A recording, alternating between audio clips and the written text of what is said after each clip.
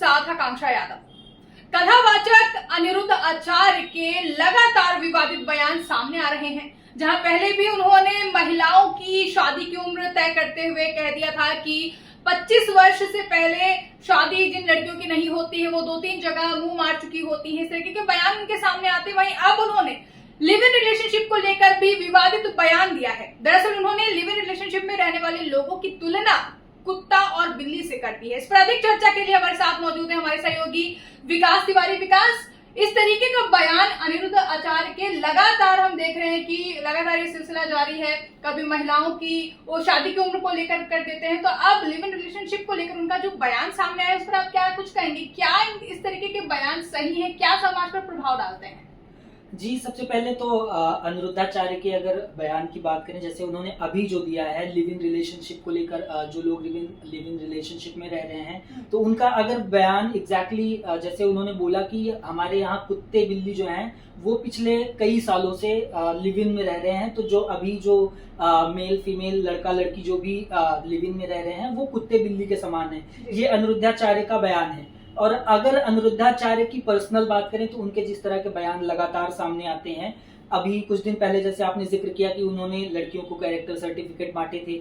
ये एक ऐसा इंसान है जो एक कथावाचक खुद को कहता है, लेकिन वो हर बीट में अपने आप को फिट करना चाहता है। क्योंकि अगर आप देखें उन्होंने बिस्किट को सबके सामने, मतलब इतना बड़ा आपकी रेंज है, लाखों लोग आपको सुनते हैं, वो कहते हैं कि बिस्किट जो है वो विश की किट है जी। तो विश की किट है, बिस्किट को बता देते हैं। 15 अगस्त को देश क्यों आजाद हुआ, वो इतिहासकार भी बन जाते हैं। देश की आजादी को बता देते हैं कि ऋषि अगस्त ने पूरा समुद्र एक बार सोख लिया था, तो अंग्रेजों को लगा कि जब एक भारतीय ने पूरा समुद्र सोख लिया तो आज तो 15 अगस्त है, 15 ऋषि हैं, अब ये क्या करेंगे, भागो भैया भागो। तो उनके इस तरह के बयान जो आते हैं, बचकाना बयान, और लोगों को भी समझना चाहिए कि एक इंसान जब लगातार इस तरह की बयानबाजियां कर रहा है, बदजुबानी कर रहा है जिसे अगर कहेंगे, जैसे अभी कुत्ते बिल्ली वाला हुआ, या कुछ दिन पहले यही थे जो कह रहे थे कि गाय के गोबर से आप नहाइए, पूरा शरीर मल मल के नहाइए, आपकी जितनी भी कोई चर्म रोग होगा, स्किन प्रॉब्लम्स होंगी, वो दूर हो जाएंगी। मतलब एक अज्ञानता की पराकाष्ठा होती है, अंधविश्वास की पराकाष्ठा होती है, वो ये इंसान पार कर रहा है। ये समाज शास्त्री बन जाते हैं, कभी खुलेआम लाखों लोगों के सामने जो आज संस्कार पर भाषण दे रहे हैं, वो यही बच्चे पैदा करने की विधि सबके सामने खुलेआम बताते हैं। तो ऐसे इंसान को बिल्कुल सीरियस लेने की जरूरत नहीं है, और लोगों को भी जिस तरह की लगातार इनकी बदजुबानी सामने आ रही है, तो इनके पास जाने से बचना चाहिए। बिल्कुल विकास, साथ ही साथ हमने देखा है, बचपन से सुना है कि कथावाचक जो होते हैं वो समाज को जोड़ने का काम करते हैं। अगर कोई गलत रास्ते पर जा रहा, भटका हुआ है, उसको सही रास्ता दिखाते हैं। लेकिन आज के समय में, जैसे आपने भी कहा कि वो हर जगह पे खुद को फिट करने की कोशिश करते हैं, और बड़ी तादाद में, लाखों की संख्या में लोग उन्हें सुनने पहुंचते हैं। तो इस तरीके के जो उनके बयान होते हैं, क्या लोग इस तरीके से उनको देवता के रूप में मान रहे हैं कि दो खंडों में बटे हुए तो देखे जाते हैं, लेकिन ज्यादातर लोग सपोर्ट कर रहे होते हैं। तो सामाजिक तौर पर इसे आप किस तरीके से देखते हैं कि समाज पर क्या असर डाल रहा है इस तरीके के बयान?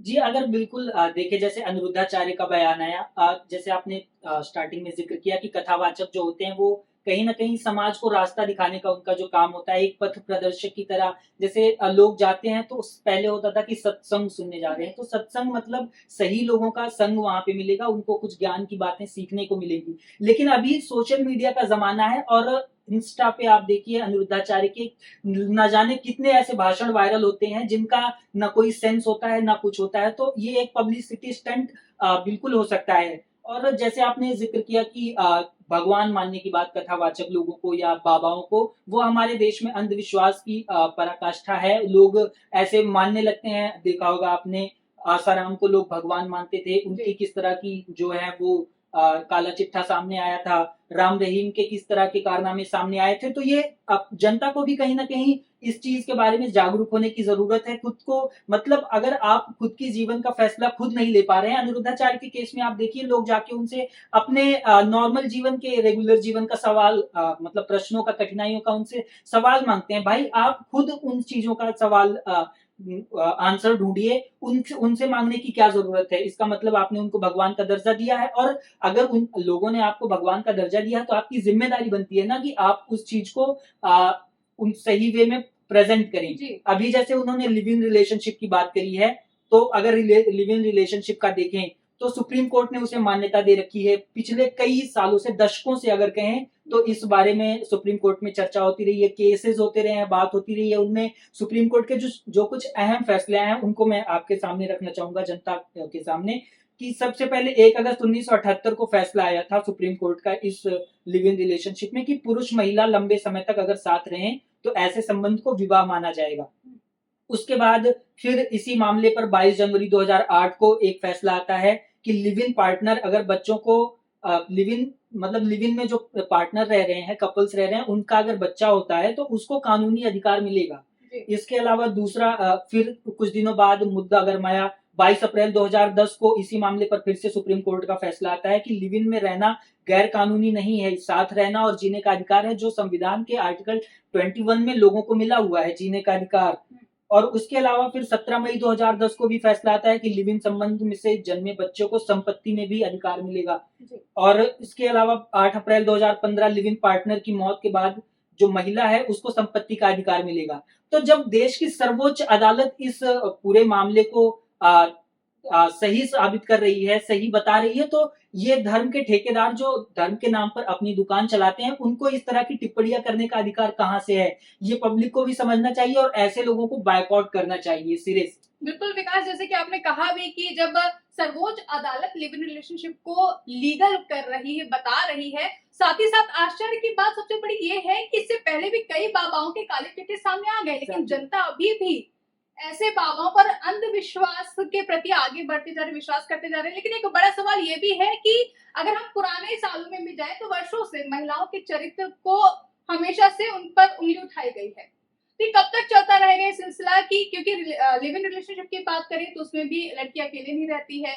इससे पहले जिनका बयान आया कि मुंह मारती है, तो उसमें इन्वॉल्वमेंट किसी सिर्फ लड़की का तो नहीं, किसी महिला का तो नहीं है, पुरुषों का भी। यहाँ पर कोई फेमिनिज्म का झंडा मैं नहीं लहरा रही, मैं दर्शकों को साफ स्पष्ट कहूंगी कि यहाँ पर कोई फेमिनिज्म की बात नहीं हो रही। पर मुद्दा अहम ये है कि वर्षों से सिर्फ महिलाओं के चरित्र पर ही उंगली क्यों उठाई जाती है? जी बिल्कुल, बात तो सही है। जैसे आपने अगर भारत में कहें कि पैट्रियार्की अभी भी एग्जिस्ट करती है तो वो बिल्कुल गलत नहीं होगा, क्योंकि चाहे आप नॉर्मल घर में भी देख लें, सोसाइटी में भी देख लें, जिस तरह की फ्रीडम लड़कों को दी जाती है, जिस तरह की प्रिविलेज लड़कों को दी जाती है, वो लड़कियों के पास नहीं होती है। तो ये बिल्कुल अभी भी भारत में पैट्रियार्की एग्जिस्ट करती है, ये सही है। और जैसे आपने जिक्र किया कि ज्यादातर जो बयान आते हैं वो लड़कियों पर ही आते हैं। जैसे अभी कुछ दिन पहले एक साध्वी थी, उनका नाम मुझे नहीं याद है, उनका बयान सामने आया था कि लड़कियां नंगे होकर पैसे कमा रही हैं, और मतलब एक सॉफ्ट टारगेट कहीं ना कहीं बन गई है महिलाएं। तो बिल्कुल इस पर रोक लगनी चाहिए। और जो इस तरह के जो पद पर बैठे लोग हैं, जो जैसे अनिरुद्धाचार्य हो गए, प्रेमानंद महाराज, आपने कुछ दिन पहले देखा था, उनका किस तरह का बयान आया था कि 100 में से 2-4 जो लड़कियां हैं उनका चरित्र पवित्र है। तो इस तरह के लोग, जिन पर लोग आंख बंद करके भरोसा करते हैं, वो समाज को जगाने की बजाय वो इस तरह के जब बयान देते हैं तो समाज सही राह पर कहां से आएगा। और इस तरह के बयान, जैसे कभी अनिरुद्धाचार्य के विषय में अगर बात करें, कभी इतिहासकार बन जाना, कभी फूड एक्सपर्ट बन जाना, कभी दर्शन शास्त्री बन जाना, कि बोल देना कि महिलाएं जो है वो साष्टांग प्रणाम नहीं कर सकती क्योंकि उनके स्तन का भार जो है वो पृथ्वी नहीं झेल सकती। तो इस तरह की जो बयानबाजियां हैं बिल्कुल ये बंद होनी चाहिए। और लोगों को भी कहीं ना कहीं इस तरह के जो लोग हैं, जैसे आपने जिक्र किया कि कई ऐसे बाबा हैं जिनके काले चिट्ठे जो हैं वो सामने आ चुके हैं, तो जनता को भी इस बारे में जागरूक होने की जरूरत है और इस तरह के लोगों को बिल्कुल बैकआउट करने की जरूरत है। आप अपनी प्रॉब्लम्स का सॉल्यूशन ढूंढने के लिए उनके पास क्यों जाएं? वो ना तो वो भगवान है, ना तो उनके कहने से आपका कुछ भी जो है वो सॉल्व हो जाता है। तो बिल्कुल जनता को भी इस बारे में जागरूक होने की जरूरत है और इस तरह के लोगों को बैकआउट करने की जरूरत है। बिल्कुल, क्योंकि कोई भी बाबा जो है वो मार्गदर्शक हो सकते हैं, लेकिन वो भगवान नहीं हो सकते हैं। ये तय हमें और आपको ही करना है। आप लोगों ने भी देखा होगा, लगातार ऐसे बयान आ रहे हैं, चाहे साध्वी ऋतंभरा हो जिन्होंने कहा था कि लड़कियां नंगे होकर पैसा कमा रही, कैसे माँ बाप उन्हें अलाउ कर रहे हैं। हालांकि बयानों की हम ये नहीं कह रहे कि सरासर ये गलत है, लेकिन बार बार महिलाओं को पॉइंट आउट करना हो गया, सॉफ्ट टारगेट बनाना हो गया, या फिर लिव इन रिलेशनशिप जिसको अदालत लीगल कर चुकी है